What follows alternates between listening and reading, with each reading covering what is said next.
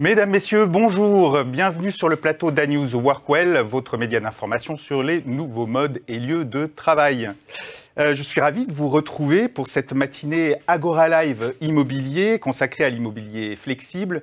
Une matinée au cours de laquelle nous aborderons tous les aspects du sujet à travers une table ronde et des keynotes qui se succèdent jusqu'à 12h30. Et vraiment, je vous engage à y assister parce que vous allez découvrir plein de bonnes idées et d'innovations autour de cette recherche de plus grande flexibilité dans l'immobilier d'entreprise. Pour démarrer, je vous propose, sans plus tarder, donc d'entamer notre table ronde, une demi-heure d'échange avec mes invités, au terme de laquelle vous pourrez leur poser toutes vos questions et réagir en direct. Alors, au cours de cette table ronde, on va évidemment parler immobilier flexible en s'intéressant aux attentes des utilisateurs et aux réponses du marché.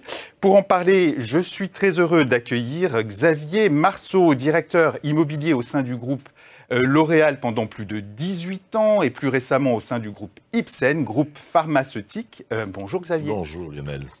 Bienvenue, merci de ta présence. Alors, on s'est donné comme règle de se tutoyer parce qu'on se connaît quand même les uns les autres. Et même si on ne se connaît pas, on trouvait que c'était plus sympa. Hein, d'accord? Donc, on continue comme ça. Donc, avec toi, Xavier, on va surtout s'intéresser, évidemment, aux attentes des utilisateurs. Corinne Colson-Lafont. Bonjour, Corinne.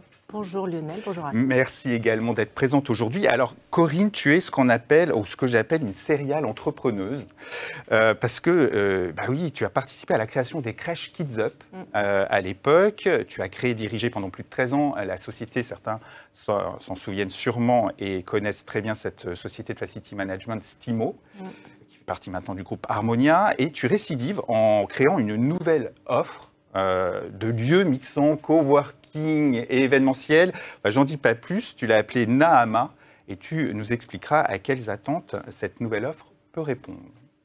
Également à mes côtés, Grégory Vasseur, directeur, alors pas du tout directeur des territoires, parce que tu es membre de la direction innovation et stratégie chez Link City, c'est ça? C'est ça. Voilà. Bonjour Lionel, bonjour à tous. Bonjour Grégory. Alors Link City qui regroupe les filiales de développement immobilier du groupe Bouygues. Hein, Bouygues Construction, oui, c'est ça. Bouygues Construction. Alors, Grégory, tu nous expliqueras, toi, comment un grand acteur de la construction réfléchit à développer des offres nouvelles face à ces attentes de flexibilité exprimées par les utilisateurs. Et enfin, j'accueille Jean-Christophe Gauzy. Bonjour. Bonjour. Voilà, tout nouveau directeur du développement d'Arthur Lloyd. Hein, Arthur Lloyd, cabinet de conseil en immobilier d'entreprise.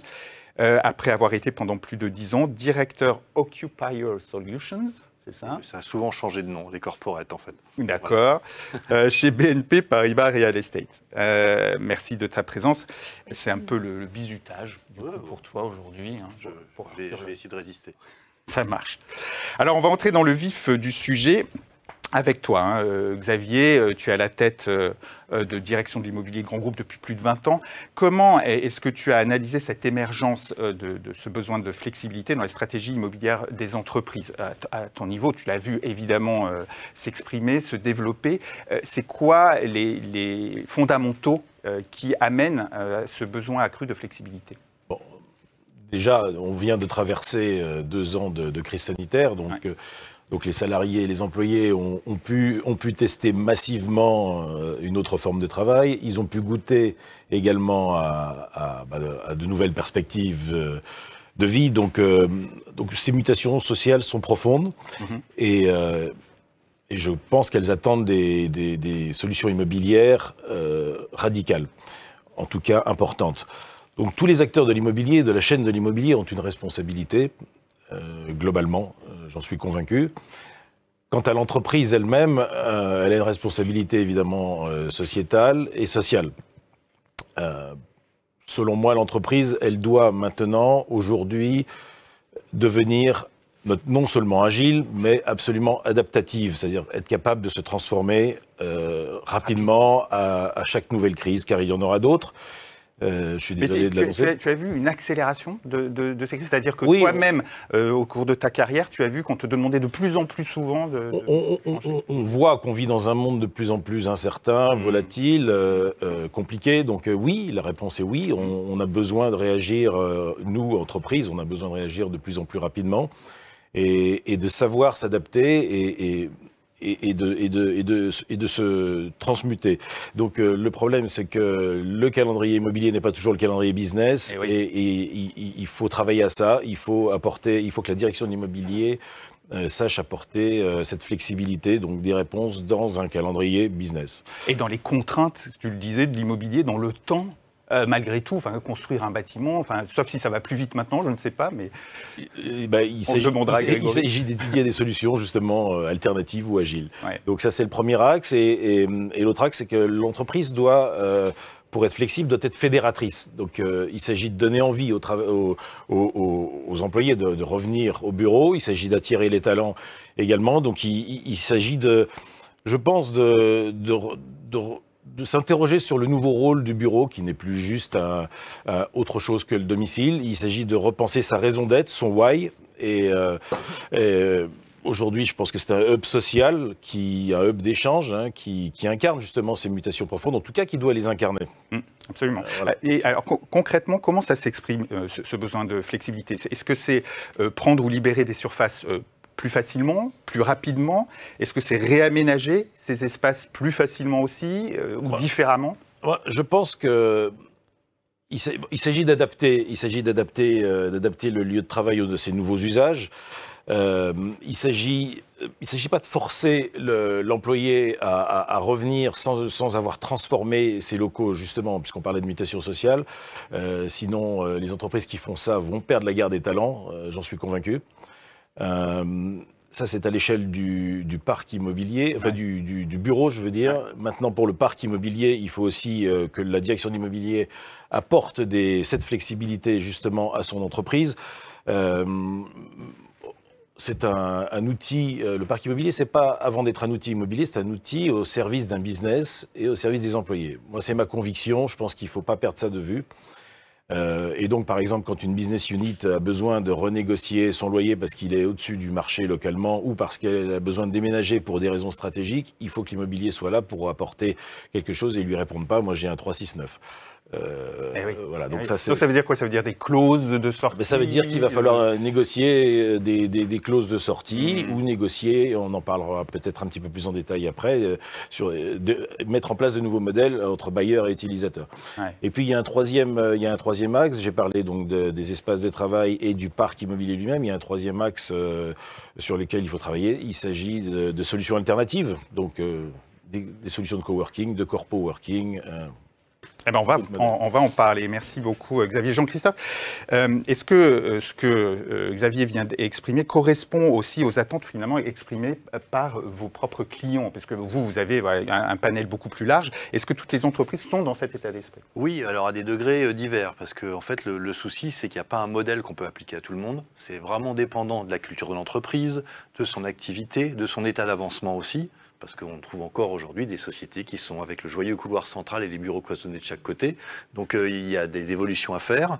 Ça peut aller de juste passer en flex, ce qui déjà, Engie avait transformé toutes ses tours à la Défense pour passer en flex. C'était déjà très gonflé de leur part. Bon, malheureusement, ils ont pris le Covid par-dessus, où le flex n'a pas été au mieux. C'était pas le meilleur outil pour pouvoir survivre, mais bon, c'est comme ça. Et puis à l'autre extrême, il y a Dentsu. Dentsu, je ne sais pas si vous vous souvenez, ils avaient même communiqué, c'est assez original, c'est une entreprise qui a communiqué sur son déménagement par affichage dans le métro, etc., pour dire qu'eux ne faisaient jamais rien comme tout le monde et que ça concernait aussi l'immobilier. Dentsu, eux, ils ont rendu leurs 3 immeubles parisiens, sur lesquels ils avaient des beaux 369, et ils ont dit, bon, nous, on veut un siège Paris, mais on veut s'occuper de rien, et donc c'est WeWork qui a vidé un bâtiment avenue de Wagram, qu'il a retiré tout le monde, a réaménagé totalement l'immeuble, et puis maintenant ils sont là-dedans, et leurs salariés ont accès à tous les WeWork à travers le monde pour aller travailler comme ils veulent à n'importe quel moment. Ils ont juste gardé cette entité-là, qui est leur bureau. Alors ils sont chez eux, donc ils gardent le côté confidentialité. C'est-à-dire qu'ils sont dans un immeuble quand même seuls dans l'immeuble? Ils sont seuls, c'est leur immeuble. Est-ce qu'on peut appeler ça, est-ce que c'est ce fameux modèle de bureau opéré, c'est ça? Oui, c'est un bureau opéré, voilà. Ouais. C'est un bureau opéré. avec un mélange de coworking pour l'ensemble du personnel et de tiers-lieux selon les besoins. Donc c'est cette espèce de mixité avec ce dosage qu'il faut réaliser à chaque fois. Et bon, il y a pas mal d'outils aujourd'hui. On a quand même des... Dentsu n'est plus en bail de 369. Non, sur Paris, non. Ah ouais, okay. Non, sur Paris, ils ont complètement arrêté. Alors, je crois à Lyon, je ne sais pas s'ils sont encore en 369. Okay. Mais voilà. Et ce qui était original, surtout, c'était de communiquer là-dessus. C'est-à-dire que, bon, c'est une boîte de communication, mais ils ont en plus fait de l'affichage pour dire regardez, on bouge et on ne fait pas comme tout le monde. C'est un peu une façon de faire bouger les lignes. Ils en ont fait un axe de communication et aussi peut-être d'attractivité. Voilà. Du coup, pour eux. Grégory, merci. Grégory, même question. Et comment est-ce que tu perçois ces attentes de flexibilité décrites par Xavier? Alors, du point de vue, pour le coup, d'un constructeur, une filiale d'un grand promoteur. En fait, effectivement, je crois que les réactions sont multiples. Déjà, on laisse beaucoup plus la parole aux salariés aujourd'hui. On sent que l'usage est prime. La question n'est plus de choisir entre de l'open space ou du bureau fermé, mais effectivement d'offrir des usages. Je pense qu'il faut des endroits pour travailler. On voit qu'on a besoin effectivement, par le biais du nomadisme, c'est-à-dire qu'on a des ordinateurs portables, on a des téléphones portables qui nous permettent d'être beaucoup plus nomades dans nos fonctionnements. Moi, j'ai des collègues qui travaillent, qui marchent avec le téléphone à l'oreille. On a besoin de petites cabines pour téléphoner. On a besoin même d'une salle de détente ou d'une petite cuisine qui finalement peut être un lieu de créativité. Et je crois qu'on multiplie ces usages-là. Oui, vous partez vraiment de la multiplicité ou de la multiplication des usages. Complètement. Ouais. Complètement. C'est vraiment... qui suit l'évolution des modes d'organisation du travail, en fait. Oui, c'est une base pour nous que d'analyser finement en fait ces usages et ça nous permet de déterminer les produits les plus adaptés en fait à nos utilisateurs. Après, il y a une petite frilosité de la part des investisseurs aujourd'hui et suite au Covid, c'est qu'on voit qu'ils se posent quelques questions sur le devenir aussi de ces immeubles de bureaux. Donc on parle beaucoup de réversibilité aussi en ce moment. Ah oui. Je disais dans un de mes récents éditos, je disais qu'aujourd'hui, pour investir dans l'immobilier d'entreprise, il faut avoir une bonne connaissance du marché et puis le goût du risque quand même, parce que la visibilité est quand même pas énorme. Oui, alors je crois que justement on peut apporter des solutions qui permettent de minimiser ce risque justement par le biais de la réversibilité. Alors tout le monde connaît les trames bâtimentaires des immeubles de bureaux, 12 ou 18 mètres, la trame de façade à 1,35. Oui. On y travaille justement pour essayer de rendre plus flexibles ces immeubles. Oui. Après, on a l'impression de faire de l'innovation, mais quand on a un petit peu de culture, si on regarde ce que faisait Auguste Perret sur ses immeubles, ça permettait de faire du logement et du bureau. Alors certes, du bureau de centre-ville, mais c'était déjà là. Donc l'idée est du multi-usage. Voilà, et de gratter un peu ces pistes. Ouais, très bien compris. Corinne, ce besoin de flexibilité, j'imagine que tu l'as analysé. Ne lance pas dans une nouvelle aventure, tu nous expliqueras un petit peu après plus spécifiquement ce que tu as envie de créer à travers Nahama, mais j'imagine que tu as analysé un petit peu évidemment le besoin de flexibilité exprimé par les entreprises. En effet, entre la fin de Stimo et la création de Nahama, j'ai eu la chance de passer beaucoup de temps d'observation, d'aller rencontrer beaucoup de monde. Le consensus, il est clair, hein, tu l'as dit Xavier, le Covid a définitivement changé les façons de travailler et la façon d'avoir une relation au bureau et le regard vie pro, vie perso. Maintenant, c'est mélangé, c'est acté, c'est pas grave. Ce qui est clair aussi, c'est que tout le monde cherche une solution et on sent qu'on est un peu comme ça, on y va pas. Pour une raison claire, c'est que l'immobilier est posé et c'est de l'immobilier au temps long, c'est une question d'argent et les gens se posent beaucoup de questions. On voit qu'il y a des gens qui essayent. Moi, je pense qu'il faut, quand on a la chance d'avoir un patrimoine immobilier assez large et qu'on peut réduire un peu sa surface, je pense qu'il faut réinvestir immédiatement dans des tests. Il faut qu'on essaye de manière itérative. Je pense que le monde ne s'est pas stabilisé. En septembre dernier, tout le monde disait qu'il me faut des capteurs de mesure d'usage. Parce qu'avant de bouger, il faut que je regarde qui vient. Et en fait, on voit qu'on n'est pas stable. Donc peut-être qu'on peut tester des solutions. Je crois qu'il faut aussi accepter que ça a un coût. Parce qu'aujourd'hui, certains clients... C'est-à-dire le coût de la flexibilité, oui. C'est ça oui. Et le coût d'oser, le coût de tester. Le coût de tester, voilà. Être dans le test and learn et donc investir un peu dedans. Exactement. Moi, je vois quelques cas sur lesquels on réfléchit, où les gens disent « Ah ben non, ça coûte de l'argent », sauf que le temps de la réflexion, les 6 mois, ben, on a perdu des talents. Et on s'est peut-être même perdu dans la recomposition de son image et de son attractivité client. Donc la flexibilité a un coût, mais un coût nécessaire mais utile. On va en parler. Xavier, je reviens vers toi justement pour parler des solutions. Alors qu'est-ce que, là on a parlé pas mal des attentes, mais qu'est-ce que le marché propose, ou en tout cas qu'est-ce que tu regardes? Quelles sont les options en fait qui se présentent à toi? Quel type de solution pourrait te séduire aujourd'hui? On peut parler de solutions, on peut parler d'axes de travail également. Ouais, Je crois que le premier axe, clairement, sont les nouveaux modèles d'occupation qu'il faut créer. Donc ça veut dire quoi, être plus flex-office, aller vers les espaces dynamiques, appelons-les comme on veut. C'est une partie de la solution. Ouais, Mais, okay.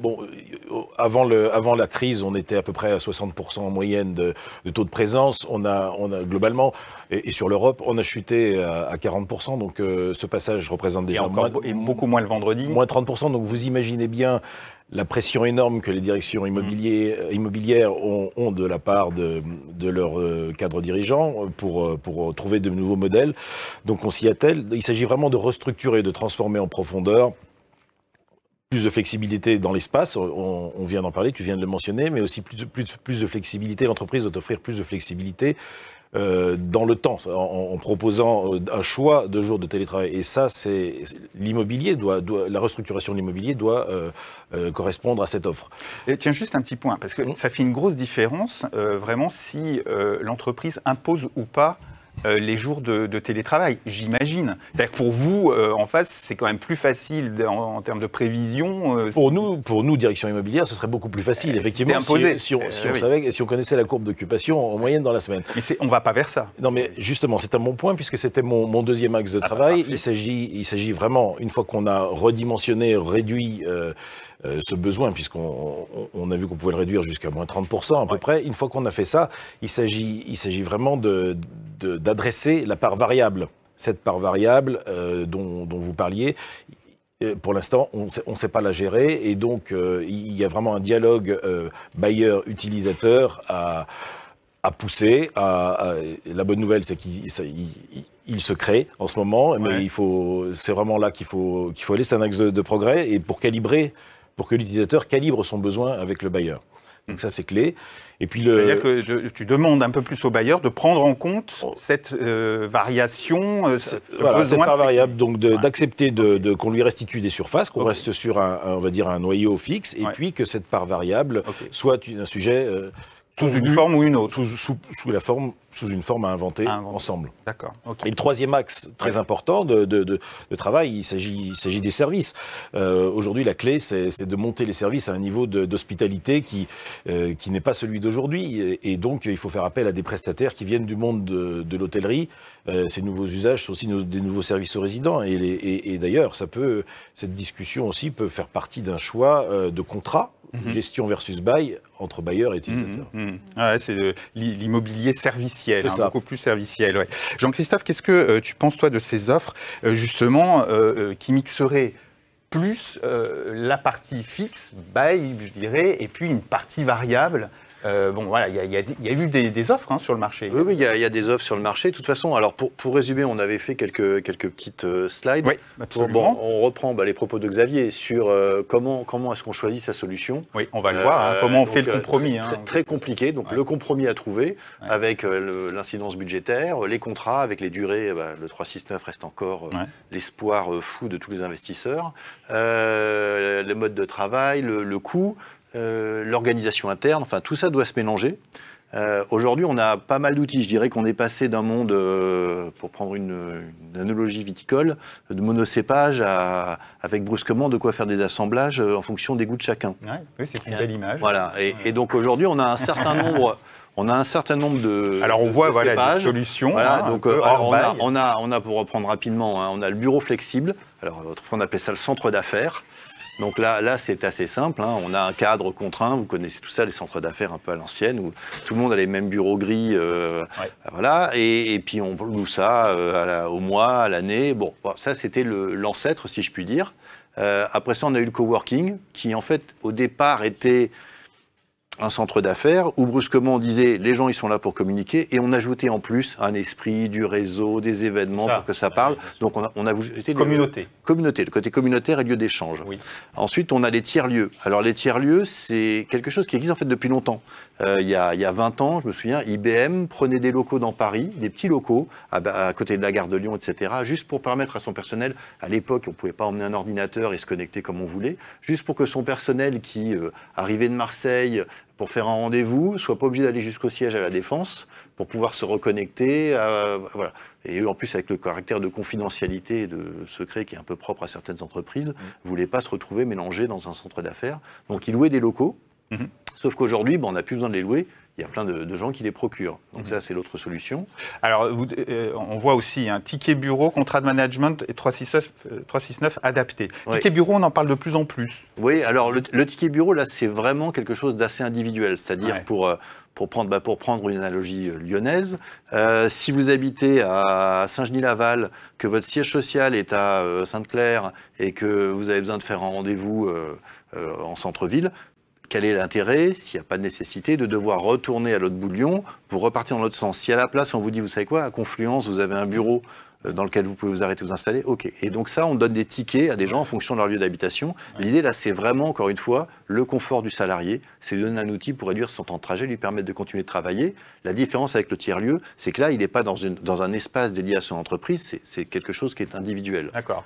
Contrat de management, c'est un peu ce qu'on évoquait. On a parlé avec le bureau opéré. Hein. Le bureau opéré, voilà, exactement. Un opérateur prend à son compte le bail et ensuite opère pour vous l'intégralité des surfaces que vous êtes palié par un bail, vous avez juste un contrat de service et on se débrouille. Voilà. Et puis le 369 adapté, on en parlait. Donc c'est un 369 où on va intégrer des mesures dérogatoires et auxquelles on va... Des clauses de sortie plus... Des clauses de sortie simples, complètes ou partielles, avec des cliquets. Alors c'est un petit coup, parce qu'évidemment le propriétaire, il prend un petit... Enfin, sa durée ferme étant raccourcie, son taux va baisser, donc il perd un peu d'argent, donc ça se négocie au coup par coup. Ouais. Mais aujourd'hui, il y a de plus en plus de sociétés qui négocient ça intelligemment et qui proposent en plus des contrats de service pour compléter. Ça, ce sera pas vrai. Alors, tu as fait un gros travail puisque tu as essayé de catégoriser comme ça et de montrer un petit peu les avantages et les inconvénients, c'est ça hein, Oui, on a essayé d'extraire un petit peu ce qu'on peut attendre de chaque solution. Ouais. Alors bon, c'est très... Après ça, tout se discute. Ouais. En termes de coûts, est-ce qu'il y en a qui sont plus avantageux que d'autres? Alors tout dépend de quoi on parle. Si on parle en PNL ou enfin voilà, tout dépend si on voilà parce que un 369 il faut mettre de l'argent tout de suite, investir, faire des travaux, etc. Du coworking, on a juste un coût récurrent. Enfin voilà, donc c'est très différent. Donc c'est compliqué. D'une manière générale, il ne faut pas voir ça comme un axe d'économie. Je pense que c'est un peu le problème, c'est que pendant un moment, les entreprises ont dit on passe en flex, super, on supprime 30% des bureaux, 30% des surfaces, et on va faire du télétravail, on va encore supprimer de la surface. Et en fait, comme disait Xavier, les gens aujourd'hui, pour venir au bureau, il faut qu'il y ait quelque chose qui les fasse venir. Donc il faut qu'il y ait des espaces de partage, il faut qu'ils aient un confort, il faut qu'ils aient... Puis il y a aussi le problème d'appartenance à l'entreprise. Les sociétés qui ont laissé tout le monde en télétravail se rendent compte qu'il y a une fuite des talents, parce que finalement, ils ne sont plus liés à rien. Ils sont chez eux, ils font ce qu'ils veulent. Donc ça ne marche pas. L'immobilier, c'est un bien de consommation maintenant, comme les autres. Donc il faut suivre un bien d'attractivité. Et il faut suivre les goûts des consommateurs. Et si vous ne plaisez pas, les gens ne viendront plus. C'est aussi simple que ça. Petite question, Grégory, sur ce bail 369. On en parle quand même pas mal de ce bail 369. Il évolue, il y a des efforts pour le faire évoluer. Comment tu le vois évoluer ? Moi, je pense que les gens sont en quête de liberté. Donc, je pense qu'effectivement, même si certains s'y attachent, et je le comprends, on risque de le voir disparaître. C'est un peu tôt pour le dire, mais on sent bien qu'il est chahuté quand même, ce bail. Oui. Il faut inventer. Il faut inventer. Alors, on en parlera, mais effectivement, on a la chance d'avoir rencontré, nous, un partenaire qui, au-delà d'essayer, a mis en pratique déjà des solutions. Et donc, effectivement, le bail 369 n'existe pas chez eux. Je reviens vers toi tout de suite, Corinne. Est-ce que tu vois cette évolution vers le bureau opéré? On en a parlé de ce bureau, c'est-à-dire on prend un bail et ensuite, juste avant sa déconfiture, WeWork était complètement dans cet axe-là et avait négocié et avait conclu des contrats mondiaux avec de très grandes entreprises où ils prenaient à leur charge tous les baux de l'entreprise et ils passaient comme ça en contrat de service uniquement. Effectivement, il y a une vraie évolution. Moi, je pense que l'équation de demain, elle sera multiple. Il y aura des sièges sociaux porteurs d'un ADN fort, extrêmement servicieux, etc. Il y aura à l'extrême le travail à la maison. Et puis, il y a toute une offre intermédiaire qui vont depuis des tiers-lieux, comme tu l'as dit, et puis les soupapes avec le bureau opéré. L'intérêt du bureau opéré, au-delà du fait qu'il permet d'avoir une solution d'agilité, de flexibilité dans le temps, où on prend quelques milliers de mètres carrés, centaines de mètres carrés, on grandit, on descend, et puis tiens, on rajoute une salle de réunion, etc. Ça permet vraiment aussi, pour les bailleurs qui n'ont pas envie de rentrer dans l'équation de flexibilité, finalement de créer des nouveaux opérateurs qui vont venir s'installer entre un besoin d'agilité maximale des clients entreprises et une frange de bailleurs qui veut rester campé sur son 369.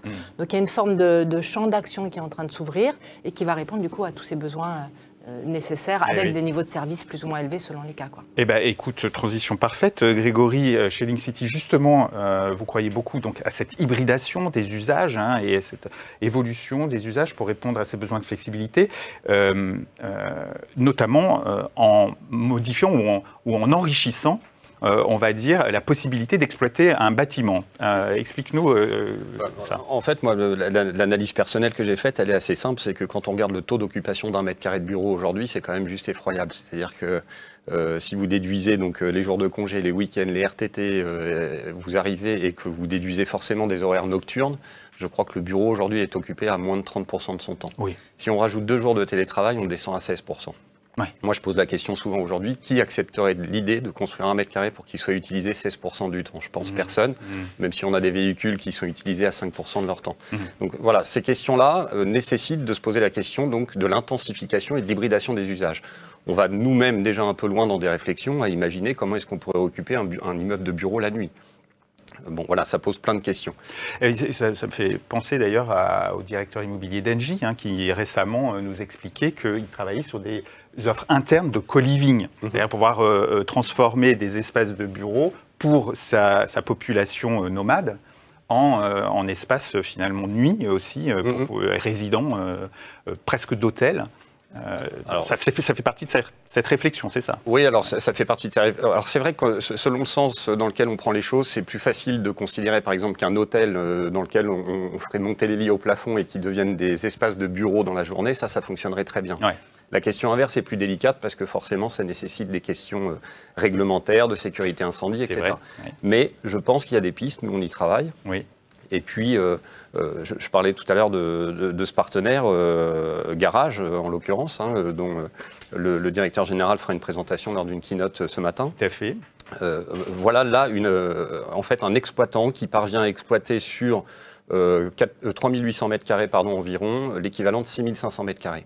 En fait, ce sont des espaces qu'on appelle capables, hybridables, et qui leur permet, en fait, en fonction de la chronotopie et donc des besoins dans la journée et dans la semaine, de faire gonfler certaines activités plutôt que d'autres.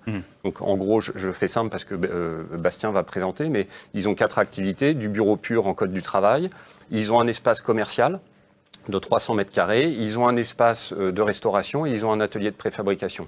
Ce qui est bien, c'est qu'en fait, tout fonctionne comme ça. On pense l'idée, on la construit, on la met sur le marché. Si c'est de la food, on le met dans le restaurant. Et en fait, ils ont l'espace de rez-de-chaussée qui permet de faire le tampon. J'ai vu lors d'un week-end une jeune Instagrammeuse qui vient rassembler toute sa communauté. Ils ont accueilli, je crois, 10 000 personnes le temps d'un week-end. Ouais. Hop, le lendemain, c'était redevenu du bureau. Et en fait, je crois que c'est ce jeu-là qui est intéressant aussi. Comme vous le disiez, je crois qu'il n'y a pas une solution, il y a des solutions. Et celle-ci est une piste vraiment intéressante. Quels sont les avantages? Alors, il y a des avantages, on le voit en termes de multi-usage, mais finalement, pour celui qui n'a besoin que de bureau, c'est quoi l'avantage? En fait, alors, Garage a ouvert assez récemment et a été obligé, à cause du Covid, d'ouvrir un peu par étapes. La promesse, c'est de permettre à la fois un gain supplémentaire pour l'investisseur, donc de l'ordre de 16%, et une réduction des loyers pour les utilisateurs, de l'ordre de 33%. Ah oui, quand même. Donc c'est quand même pas neutre. Et en même temps, ça crée un écosystème qui est quand même hyper intéressant. On peut faire là aussi quelques petites métaphores avec l'allogamie, donc la pollinisation ou la cross-fertilisation. Effectivement, l'intérêt d'être mis les uns à côté des autres. Et on voit que cet écosystème fonctionne très très bien chez Garage. Corinne, c'est intéressant. Et il va y avoir une présentation effectivement du fondateur, du créateur de Garage plus tard dans la matinée, à 12h30. Mais voilà, tu as un business model, faut oser.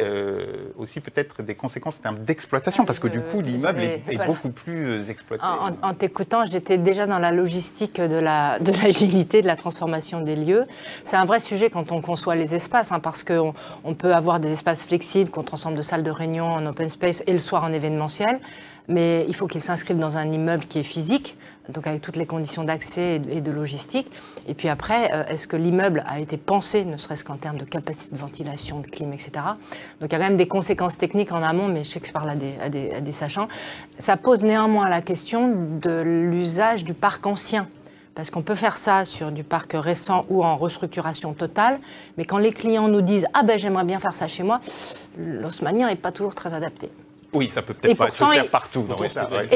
Et pourtant, il attire beaucoup le centre de Paris, l'haussmannien ancien, pour faire du récent. Je poserai la question à Bastien Lebêtre tout à l'heure. On travaille à leur développement, mais c'est vrai qu'ils sont plutôt sur des reprises de biens. Le garage vient d'un garage Peugeot qu'ils ont repris à Lille. Ouais. Et puis un leitmotiv, c'est qu'au rez-de-chaussée, la vedette, c'est la roulette. C'est-à-dire que c'est un décor de théâtre. Hein. Tout glisse, tout fonctionne comme ça. Et oui, il faut le penser comme ça dès le départ. Corinne, justement, alors face aux attentes, toi, tu as choisi de développer une offre nouvelle. Alors, ni WeWork ni Châteauforme, ou mi-WeWork ni Châteauforme, je ne sais pas comment tu peux nous expliquer ce concept de Nahama et en quoi il peut répondre donc aux besoins de flexibilité, par exemple exprimés par Xavier. Alors, Nahama, effectivement, on l'a créé récemment, on ouvre notre premier site bientôt. On entre dans un marché qui est en ébullition totale. Et on sait évidemment qu'il y a des courses aux parts de marché des très gros opérateurs que je ne citerai pas, qu'on a commencé à citer tout à l'heure, qui sont partis avec le rouleau compresseur pour faire des mètres carrés d'espace. Et on voit en fait que de nombreux opérateurs comme ça sont vraiment axés sur un espace de bureau, des mètres carrés de bureau, etc. etc. Nous, on a entendu les utilisateurs, hommes et femmes qui travaillent et entreprises, et on a pris un parti pris de dire nous sommes des tiers-lieux dans sa plus belle expression, donc le lieu de plus au service des entreprises, à côté des entreprises, pour permettre de répondre à leurs besoins, de flexibilité des espaces. Tout le monde réduit, mais peut-être que le mardi, il y a tout le monde, donc j'ai besoin d'une salle de réunion de plus, donc on est l'espace de flexibilité de plus. On est aussi un peu l'espace de POC, autour du service maximal. On s'est un peu rendu compte que dans les gros coworking, la notion de service et d'accueil est en train de se perdre. Donc nous, on mise à fond sur l'hospitality, tous les services, que ce soit au poste de travail, à l'individu dans son travail, à l'organisation de réunions. Demain, dans une réunion, vous avez peut-être besoin d'un expert en innovation ou autre. Donc on mise sur cette recherche de service maximal. Et puis, on vient travailler énormément sur un supplément d'authenticité de relations humaines et de contenu inspirationnel.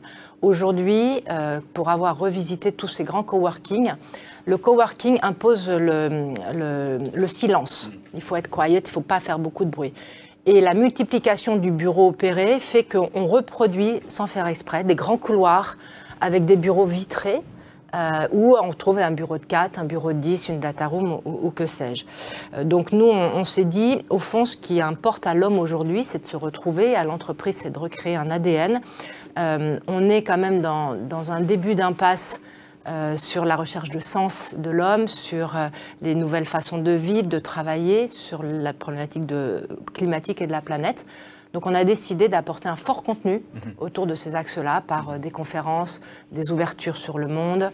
Et tu l'as dit tout à l'heure, on remet au milieu l'échange entre les individus. Parce que l'échange entre les individus, tout en ayant respecté les questions de confidentialité, va permettre des synergies et des idées et de la créativité, etc. Si j'ai un instant, après j'aurai peut-être un petit exemple. Ça a attiré oui. D'ores et déjà, parce que donc le premier espace est ouvert bientôt sur une surface relativement modeste au départ, mais qui a tout de suite trouvé preneur. Oui, alors effectivement, on ouvre ce premier site qui fait environ 600 mètres carrés. Notre cible, c'est 1000-1500. Hein, donc on est loin des gros paquebots. Ce sont des espaces où on va y faire une salle de réunion, du coworking ou du bureau opéré et de l'événementiel le soir. Et en fait, on a déjà 3 demandes en cours de signature, donc je vais en citer 2. La première, c'est une grosse ONG qui en fait avait son immeuble particulier, qui dit au fond, moi je vais prendre un bureau opéré parce que j'ai observé quels sont mes utilisateurs selon les jours de la semaine, donc j'ai besoin de tant de postes sur bureau opéré. Ensuite, je rajoute des postes de coworking à la demande. Donc, on signe un nombre de postes par mois. Et puis, j'ai accès à tous les services. J'ai accès aux salles de réunion. J'ai accès à l'offre de restauration aussi qu'on a créée.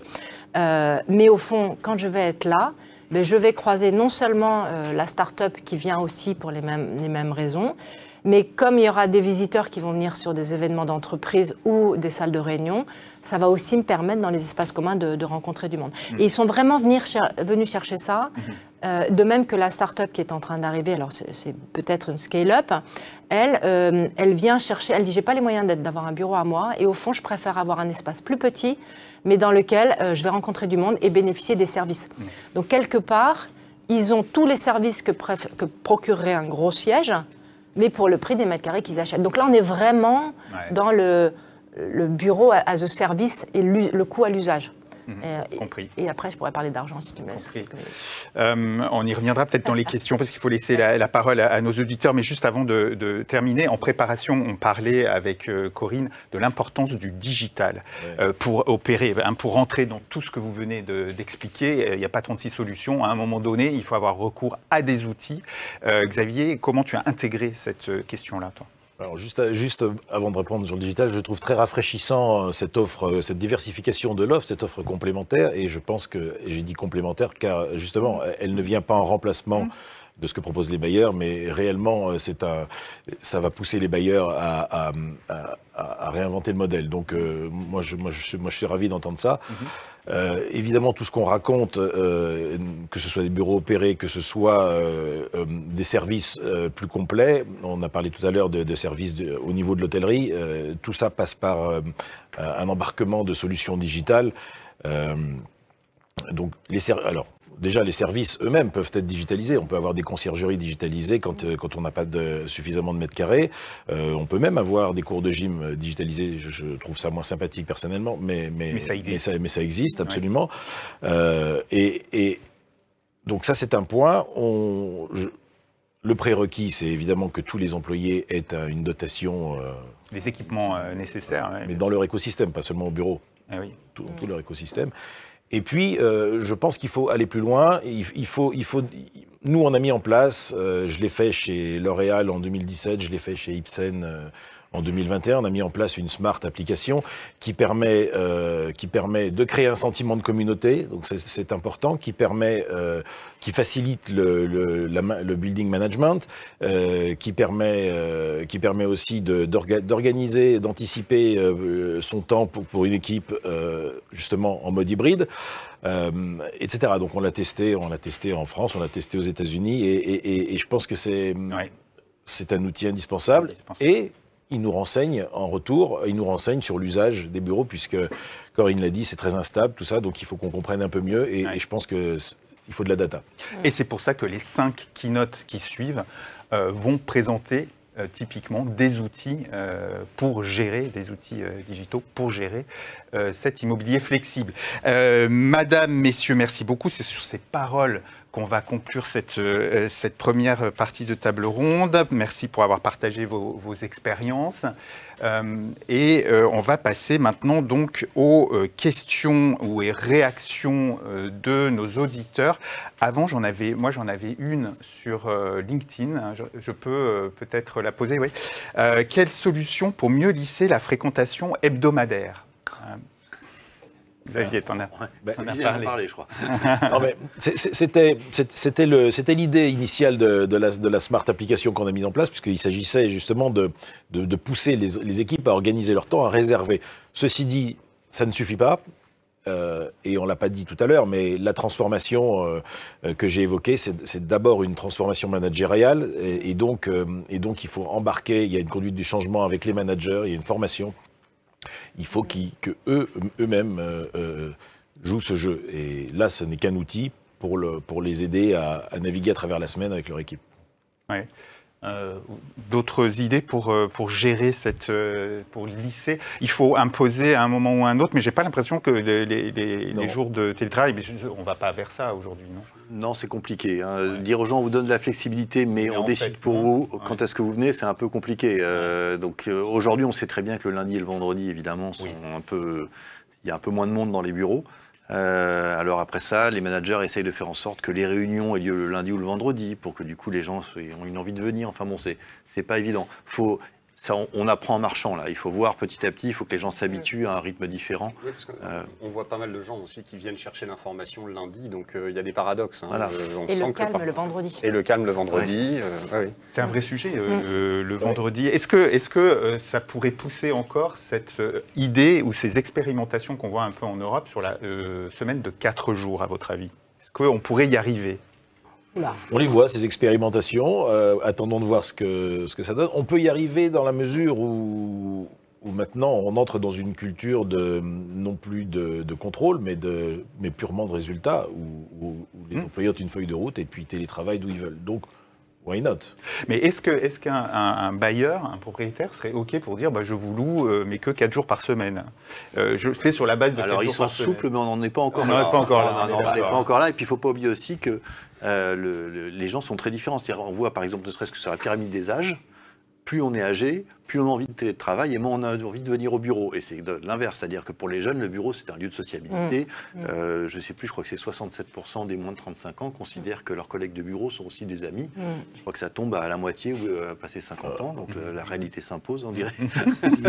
mais précisément, il y a une autre réalité qui va s'imposer d'ici 2025 ou plus tard 2030, c'est que toutes ces générations seront en même temps au bureau. Le Gen Z, le Gen X, le Millennial et le Baby Boomer. Donc, il va falloir intégrer ces nouvelles parts variables qui, pour le coup, seront plurielles. Et puis, de toute façon, ça profite au modèle dont tu parlais, Grégory. C'est-à-dire ce modèle où, de toute façon, le bureau lui-même, l'espace, la surface est de moins en moins utilisé. Et donc, il faut lui trouver peut-être d'autres usages. Oui, c'est ce à quoi on travaille. Et c'est là qu'on s'est bien trouvé, effectivement, avec Garage. Parce qu'on travaillait nous-mêmes déjà sur un concept qu'on appelait le BHEP, donc bâtiment hybride à économie positive. Et effectivement, je pense que c'est la solution pour répondre à cela. C'est assez payant. Une dernière petite question. Que faire de ces surfaces vacantes? Est-ce qu'il y a un marché pour la sous-location? Pas vraiment. Non. Je pense que la sous-location, c'est pas vraiment une option. D'abord pour les propriétaires investisseurs, la sous-location pour eux c'est un peu le cauchemar parce que c'est du courte durée, à chaque fois il faut faire des travaux. Enfin bon, ils sont pas fans de ça. Je pense que toutes les solutions alternatives qu'on a, c'est entre guillemets des fausses sous-locations, c'est-à-dire que c'est plus de la location, c'est du service. Mais je pense que c'est ça qui est appelé à remplacer la sous-location. La sous-location. Je crois que dans le meilleur des cas, il faut trouver un coworker qui est reprendre, intéressé par cet espace. Voilà. En bureau opéré, en fait. Et c'est ce qui se passe. Est-ce que c'est ce qu'on a expérimenté? C'est ce qui marche. Regardez, Gessina, pendant un moment, ils faisaient des baux aménagés. Et puis, de plus en plus, ils ont eu tendance à vouloir louer à tout prix des surfaces à des coworkers au sein de l'immeuble parce que du coup, la flexibilité, elle est dans l'immeuble. Et puis, aujourd'hui, il y en a de plus en plus. Donc, c'est plus facile d'avoir ça à côté de chez soi. Même en province, parce que ce phénomène n'est plus parisien. Je sais que avant, le Paris représente, c'était 23% des surfaces de coworking. C'est plus de 18%. Donc, il y en a à Nantes, il y en a à Lille, il y en a... Enfin, voilà, ça se répand. Donc, c'est un outil qui va être de plus en plus utilisé. Mais la sous-location, non. Donc, plutôt passer vers... Est-ce que toi, si on te proposait d'opérer... Oui. Mais clairement, moi, aujourd'hui, je pense que comme tous les gens qui veulent faire du bureau opéré, l'intérêt, c'est d'aller proposer ces espaces qui amènent aux clients tous les services d'hospitality, toutes ces soupapes, je dirais, de flexibilité, et surtout qui permettent aux immeubles de vivre, par exemple, le vendredi. Parce qu'on voit bien que dans les immeubles, on vit presque plus le vendredi, mais il y a peut-être des télétravailleurs qui ne sont pas très loin. Alors, avec les conditions de sûreté, sécurité informatique et physique à mettre en œuvre, mais là, c'est une vraie réponse aux gens qui habitent à côté, qui veulent venir travailler en milieu professionnel le vendredi. Voir le week-end. Voir le week-end, absolument. Absolument. Plus ceux qui ont des horaires qui ne sont pas les horaires de tout le monde, parce que une des flexibilités aussi, c'est qu'aujourd'hui, on a des gens qui disent, moi, je travaille mieux le soir, je suis tranquille, ou j'ai un enfant qui est... Voilà, et donc, je préfère travailler de 14h à 22h, plutôt, il faut pouvoir adapter. Et ce qu'on n'a pas dit aussi, c'est que je pense que le Covid a fini la digitalisation du zéro papier. Alors, je ne suis pas un bon élève aujourd'hui, mais et aujourd'hui, les gens sont beaucoup plus prêts à travailler dans un bureau neutre, du moment qu'il est servicé. On peut se passer de la photo de son chien du moment qu'on a des services. Ça, maintenant, c'est ancré. Avant, ce n'était pas le cas. À ce sujet, il faut une offre de services simple et complète, parce qu'aujourd'hui, ils sont fragmentés, spécialisés, compliqués. Et donc, ça fait partie de l'axe de progrès. Je me permets, on y travaille forcément. Je vous en remercie. Le groupe Bouygues, avec tous les métiers représentés, on a une offre Officity qui rassemble 200 solutions et qui permettent justement de faire un peu du sur-mesure. Donc ça, c'est précieux. De répondre justement à ces besoins de sur-mesure. Juste un dernier mot sur le coût de ces solutions de bureaux opérés. Tu disais la flexibilité a un coût. C'est quoi l'ordre de grandeur? Moi, je reviens au bon vieux ratio qu'on connaissait IPD avant. Globalement, un bureau, le loyer est à peu près le même, les charges sont à peu près les mêmes. On y rajoute du service. Donc, quand on compare les coûts, il faut aussi comparer à ISO Service. Donc, quand on rajoute des services, on parlait de digital, le digital a un coût. Le digital ne fonctionne que si on a un humain à côté. Moi, je parle de figital, c'est-à-dire qu'il faut avoir l'homme et le digital. Donc, tout ça a quand même des surcoûts. Donc, ensuite, on va venir rajouter un petit coût quand même de prise de risque. Mais on fait ça sur un espace plus restreint, parce que mieux optimisé. Donc, moi, je pense que l'un dans l'autre, le coût de l'immobilier d'entreprise, dans sa structure de coût complet, y compris services généraux, etc., est à peu près équivalent à l'espace de bureau tiers-lieu. À ceci près qu'on y rajoute la flexibilité dans le temps. On l'a dit au début, et c'est vrai, mais c'est la responsabilité de la chaîne entière de rendre cet immobilier, ce bureau, l'entreprise plus désirable pour tous, parce que c'est ça qui permettra de rendre la société plus désirable. Et donc je pense que le coût doit être naturellement intégré, porté par tous, et l'enjeu est plus grand. Et si je peux me permettre, ce dont on se rend compte en discutant avec des grands clients, c'est qu'aujourd'hui, l'immobilier est en train de devenir un atout stratégique qui va aider le business plan d'entreprise dans sa création de valeur, attractivité des talents et des clients. Et je sens que c'est en train de shifter, n'est plus uniquement un centre de coût. Donc il faut qu'on se saisisse de ça. Le support de la marque employeur, et c'est... Un dernier mot sur les mais même le sujet. Que l'immeuble devient un centre de profit, en fait, on le constate déjà. Les synergies dont on parlait tout à l'heure, cette fameuse cross-fertilisation, en fait, est génératrice de chiffre d'affaires. Donc c'est là où on peut se poser la question du coût induit. En même temps, on sent qu'il y a un équilibrage qui est fait par la relation avec les autres. On a des exemples très concrets là-dessus. Parfait, merci beaucoup. C'est sur ces paroles que nous allons conclure ces échanges. Merci à vous quatre pour avoir partagé vos visions, vos expériences et vos résultats d'enquête pour certains. Je vais maintenant donc conclure. Merci à vous tous de nous avoir suivis. À bientôt pour une nouvelle table ronde à News Workwell. Et puis pour ceux qui continuent avec nous, à très vite, puisque tout de suite, on va commencer à entrer dans les outils et dans les solutions avec l'entreprise Coworklib. Voilà, à tout de suite pour ceux qui restent avec nous. À bientôt pour les autres. Au revoir.